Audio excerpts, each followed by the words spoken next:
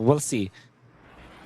If you had like straight four deaths, you would probably be afraid of the Cho, which was literally what happened with Hiko. Yeah, I mean, we've all been there. I feel like, and once you get delayed on one of the traditional marksmen anyway, whether that's a Claude or a Harith here, you're focused on trying to catch back up and be that use to your team. So definitely able to go ahead and restart here. We're now in game 2 for this RQ Hoshi, like I said, with this lineup. It will be interesting too, because pressure-wise, like their physical damage is good. Magic damage-wise too, early game. So even though we're saying Team Spirit needs to have a better early game to get things started off, if they kind of bite off too much, RQ Hoshi's damage profile is actually pretty good in the early game. Oof. Going Toy. 1v1. I'm not sure if this is going to pan out here for Hiko. Oh! First blood going to the hands of Toy. That is not a good start again for Hiko here in game 2. Okay. So as we get through this game, early game already, being able to go ahead and start that is, man, Wolf, that first blood already for Toy. That was so bad. That's really, really bad, because we were already talking about how Team Spirit needs the early game to get going in for them, especially this Harith. And it's if the Purify would have helped him in that situation, right? This probably wasn't. Oh my god, even Sawo's recall. I'm telling you, man, Idok's Cho. So weird. Oh man. It's scary to deal with. This is looking bad for Team Spirit, dude. I think it's the Farsight that Cho that has the priority in the mid lane, but at the same time, Kimi and Gatatkacha, they're not pushovers either. This is a very strong combo, but we'll see how they will deal with the turtle. Dealing with this turtle, it's quite low. Susagen will be able to secure it. Feathered Airstrike drop down. There's the kick from Idok. He does fall though, but it's going to be a trade. The roam for roam. Battle spells used up as well. Got the Revitalize out, and I think they're going to be happy with that. Again, objective secured for RQ Hoshi. That's already like 1,000 gold lead for and so mainly because they just stopped some of the teleports from Sawo, and the fact that they also took out Hiko, which probably meant that he missed some of the minions and then a cart, which we know for sure that has more value nowadays. 40% extra gold from the cart, which, if you add all of that together, that will mean that there's 1,000 gold lead for RQ Hoshi. He's getting gaps here too, man. He's only level 3. That's right. That kind of this 1,000 gold lead from RQ Hoshi has more value to it because it's from the gold laner.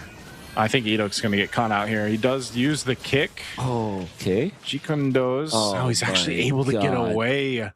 Even despite being caught in that side of the jungle and then 3 members of Team Spirit around, that is just... Hey, Idok is tough on the show. I'll give you that. Oh, he knows the limits, man. First 2 picks, Cho for RQ Hoshi. Idok is showing us how it's done, using the Way of the Dragon defensively, so that Team Spirit will not be able to get any bonus skill. And they actually spent so much time, and I'm sure that Susagen is having a great time because of that. The space that Idok was able to make for his team right now is so important, especially because RQ Hoshi, they're just getting good as time goes by. The fact that they're leading at 4 minutes in with this kind of composition against Team Spirit's weak mid-game and late-game composition, this is already looking good for the Indonesian team. Wolf, the level gaps between the jungle and the gold lane are quite intense. Again, Hiko just level 5, Toy's nearly level 7. He was maintaining that 2-level lead for a while, and again, the junglers, 3-level gap between the junglers right now. The fight for the second turtle breaking out. Sal's going to go for the charge, the unbreakable here on Rins. Turtle's going to be secured by Susagen again. Toy with that barrage, they keep him at bay. Dyrant trying to run, gets to the turret. He's going to be fine. No one dropping down just yet. Toy doesn't have that blazing to it, but he's got the shots coming through. One shot going to be in trouble as he falls to Toy. Now Kid Bomba on the run. And they're still trying to get away from this. I'm not sure if they're going to find more. Starting up this purple buff as well. They do take that. Oh, even Idok getting in front of the back. There will be a little bit of a chase here, but Rince is going to be able to get out Idok as well through the wall. And it's looking really, really easy for RQ Hoshi to get out of these team fights because of how well their advantage is. Yep. They're surviving for long enough, and also it's easier for them to disengage. Yeah, they can, and you know, at this point, this is where turrets start to fall. They're able to go ahead and get things on the map too, and if they can continue on, that's troubled territory to be in, man. RQ Hoshi just finding the wins where they can here.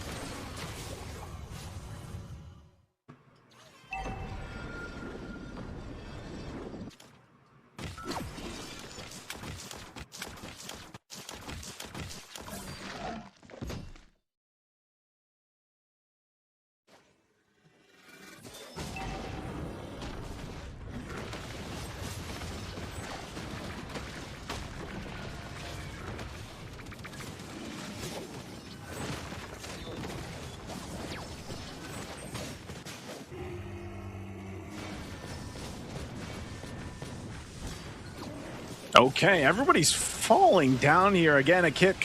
One shot going to be in trouble as he's focused down in the jungle. Sutsujin gets a kill.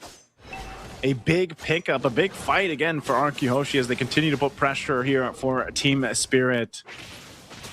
There we go.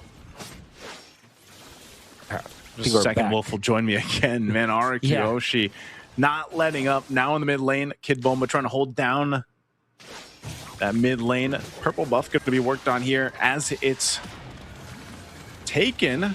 And now, once again, Sao falling. Now, even popping the Revitalize, attraction pulse thrown out, but the Thorn Rose going to keep Sutsujin alive and a kick defensively to disengage. Wolf, welcome back. Yeah, I don't know why Kid Bomba has an orange buff, but I think he just missed it. And there was what, maybe what, 4 or 5 seconds where he's just walking in front of RQ Hoshi, trying to land anything. But the moment that he has his skills back on cooldown, Edok just kicked him out of there. And then another disengage from RQ Hoshi. If this game goes on and on like that, eventually this Claude will be unmanageable for Team Spirit as well as this Lancelot.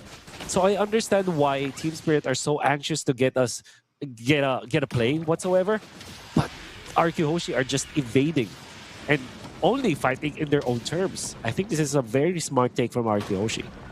Yeah, very smart takes here. RQ Hoshi not letting up at all. That's the main thing. Playing with this advantage that they have here is working out so well for them.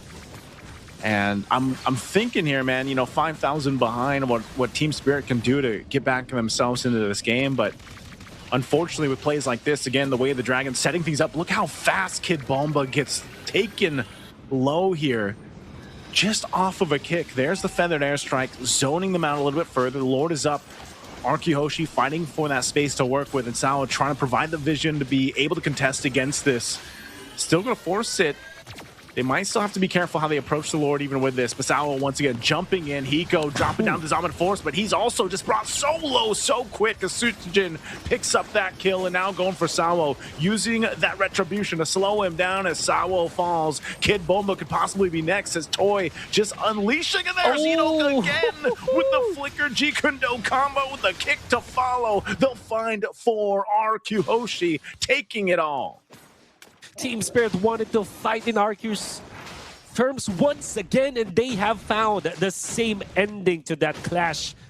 Went in for the initiation onto RQ Hoshi, only to find Sutsujin as well as Rins waiting on the wings. Of course, dealing enough damage. Edok is the icing on the cake. That beautiful flicker, Jeet Kundo, the stomp to actually knock up 2 members of Team Spirit, and then Rins. Rins was not failing at all. On point with a follow Feathered Airstrike, and then that pickup afterwards, where there was an attempt for Team Spirit to get out, but Rins was just a sniper. Laser focused, laser on point. against Team Spirit. And now that's a 7,000 gold lead that Team Spirit is not equipped to deal with. It will take an uphill climb for Team Spirit to get back to this game. Yeah, again, it's just a little bit of a tough situation to make work here, I feel like, in Team Spirit's situation, just because of the way things have gone. And there it is again, the kicks from Edok, able to lock down Sao. Sao gone in an instant, even as tanky as this is. Sunset level to follow, and RQ Hoshi will continue to take what they want, even under the base turret. Shield's gonna pop here. Susujin checked by Hiko. He's gonna have to back off, but they still have the Lord marching up top. They wanted that shield, they got it. Tier 2 in the mid, nearly down here once this waves push in. So down 2 members for another 10 seconds. Team Spirit should still be able to defend this. The Lord charges on into the top turret. Kid Bomba taking a bit of damage, sitting at half health. He'll regen back up, but still all holy shields have been taken out. A feathered airstrike drop down. Kid Bomba jumping in with the bravest fighter, trying to zone out what he can, and by the time that he can, he flickers. He's still going to be up though. So Team Spirit holding on to the base turrets. First pick Lapu-Lapu coupled up with the third pick Harif, and the disrespect to not ban the Esmeralda. You can see how Kid Bomba is struggling. He, after a quick combo against RQ Hoshi, already is half HP just because of the passive abilities of this Esmeralda. Oof. Again, fighting for the base turret. Susujin able to take down the top one now. Dyron getting caught. He might go down in the shot from Hiko, able to pick him up, and now forcing the fight again. A blazing duet from Toy, able to set it all up here in the base, and a kick from Edok again. They're looking for the wipeout. It's always only Sao left alive, and RQ Hoshi knows it. With a wave pushing up top, it's only Sao. As a Guardian as he is, he won't be able to 1v4. The waves are going to be pushing on in. A feathered airstrike drop down, and again, Sao falls. That's a wipeout, and RQ Hoshi will take the series in a sweep.